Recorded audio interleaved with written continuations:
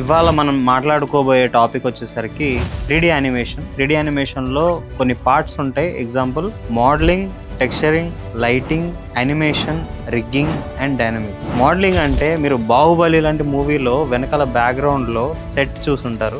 ఆ set almost మీకు 3D model create చేస్తారు వాళ్ళు. సో ఆ 3D మోడల్కి కనుక మీరు కలర్స్ కానీ ఏదన్నా వేయాలి అనుకుంటే దాన్ని టెక్స్చరింగ్ అని చెప్పి పిలుస్తాం. ఆ తర్వాత మీరు పల్లాల దేవ ఒక ఎద్దుతో ఫైట్ చేస్తుంటాడు, అది 3D మోడల్. దానికి టెక్స్చర్ చేస్తే రియల్గా కలర్స్ వేసిన తర్వాత రియల్గా ఉన్నట్టు కనిపిస్తుంది. ఆ తర్వాత లైట్ అనేది పెడతారు.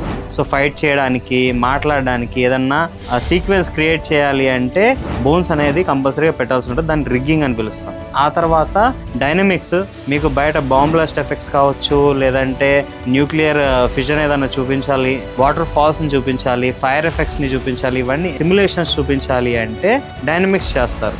ఆ తర్వాత మీకు యానిమేషన్, ఏదైతే రిగ్ చేసిన మోడల్ ఉంటుందో ఆ రిగ్ చేసిన మోడల్ని, మూమెంట్ని క్రియేట్ చేయడాన్ని యానిమేషన్ అని చెప్పి పిలుస్తున్నాం. కంబైన్ అయిన ఒక అవుట్పుట్ని బయటికి తీయడాన్ని మనం ఏమంటున్నాం అంటే రెండరింగ్ అని చెప్పి పిలుస్తున్నాం. సో ఇవన్నీ పార్ట్స్ మనకి యానిమేషన్ కోర్సెస్లో ఉంటాయి. ఇటువంటి సాఫ్ట్వేర్స్ మీద మీకు గనక ఇంట్రెస్ట్ ఉంటే సో షాఫ్ట్ అకాడమీకి రండి, ఒక్కసారి డెమో క్లాస్ వినండి, మీకు నచ్చితే జాయిన్ అవ్వండి.